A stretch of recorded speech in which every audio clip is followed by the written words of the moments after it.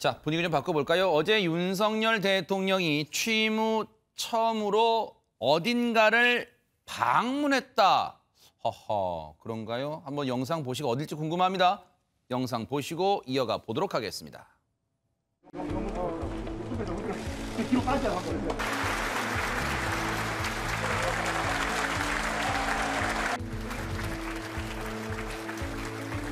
제가 원래 이 뚱뚱해가지고 이 옷에 맞는 몸에 맞는 옷이 잘 없어서 이태원 가서 옷을 잘 사고 하는데 저 몸에 딱 맞는 이 점퍼를 여러분께서 준비해 주셔서 정말 고맙습니다.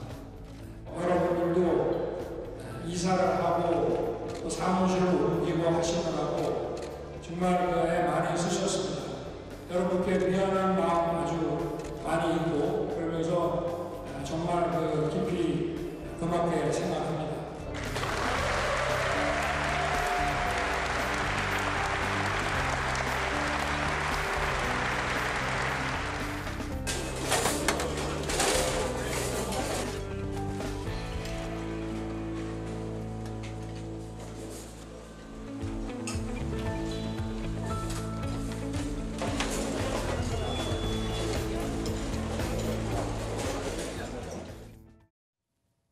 박성배 변호사님, 윤석열 대통령이 어디를 방문한 거예요? 국방부와 합참을 방문했습니다. 이 대통령실이 국방부 청사로 이전하면서 이 국방부가 인근의 합참청사, 국방부 별관으로 재배치됐는데 이에 따라 대통령실 그리고 국방부 합참청사가 그 거리가 불과 160m에 불과합니다.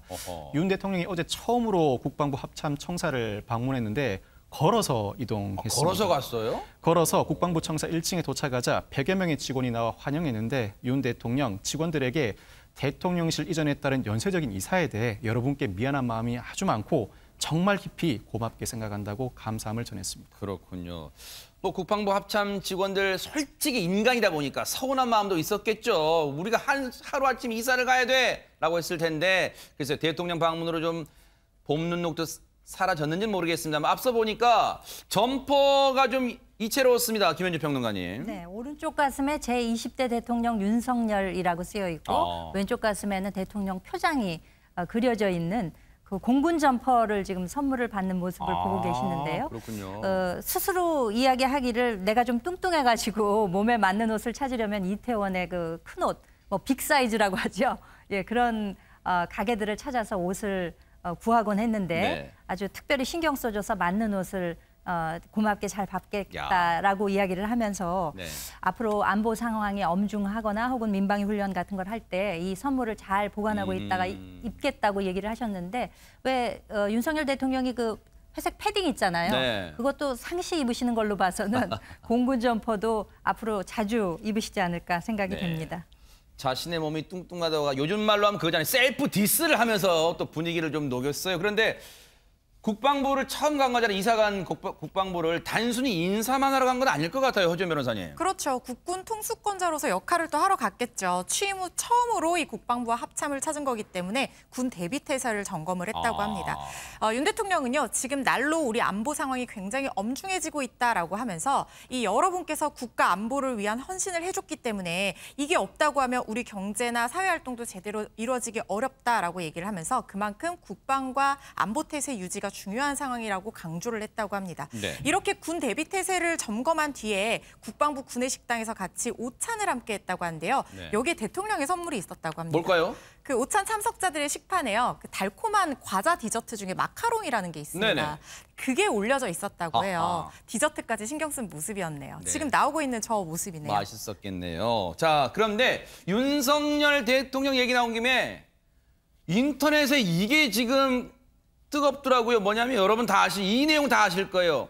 칸의 남자, 칸의 두 남자, 박찬욱 감독과 배우 송강호 씨가 정말로 칸에서 감독상과 나무주연상 받았잖아요. 와, 우리 대한민국을 세계에 드높였는데 최재봉 교수님, 윤석열 대통령이 송강호 씨한테 보낸 축전 내용이 지금 네티즌사에서 감론을박이라는데 왜 그런 거예요? 그러니까 축전 내용이 어떻게 돼 있냐면 송강호 씨의 대표적인 작품들 몇 개를 이렇게 거론을 하시면 축전을 보내셨어요, 대통령이. 그러니까 내용 중에 뭐냐면 민양, 박쥐, 기생충 등 요게 이제 요 작품들을 얘기하시면서 여기에서 이제 좋은 성과를 냈던 그런 송강호 배우의 이번 수상도 축하드립니다. 이렇게 얘기를 하셨는데 이제 네티즌들은 뭐라고 얘기하냐면 송강호 씨의 대표적 작품 중에 또 2개 여기 지금 말씀드린 밀양, 박쥐, 기생충 외에 네. 2개 작품 대표적인 작품이 뭐가 있냐면 택시 운전사와 변호인이라는 작품이에요. 아하. 뭐 시청자분들 잘 아실 텐데 변호인은 이제 노무현 전 대통령을 모델로 해서 만든 작품이고 네. 택시 운전사는 5.18 광주 민주화 운동을 모델로 해서 만든 작품인데 왜 2개는 뺐냐?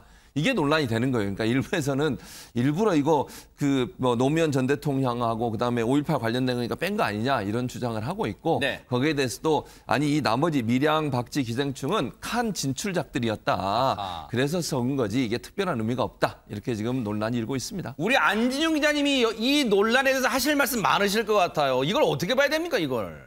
사실 참 공교롭다는 생각은 듭니다. 왜냐면은 밀양은 송강호 씨가 함께 갔을 때 전도연 씨가 상을 받았고 박쥐는 박찬욱 감독과 함께 가서 박찬욱 감독이 심사위원상 그리고 기생충은 황금종려상을 받았죠.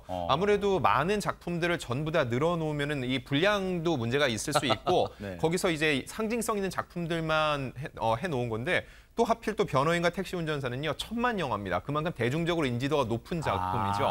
그래서 이런 논란에 대해서는 정말 난감하다는 얘기밖에 할 수 없을 것 같은데 또 이걸 주장하는 분들 입장에서는 양쪽 모두 논리를 세울 수 있기 때문에 결국은 이 갑론을박이 벌어질 수밖에 없는 상황인 것 같습니다. 네.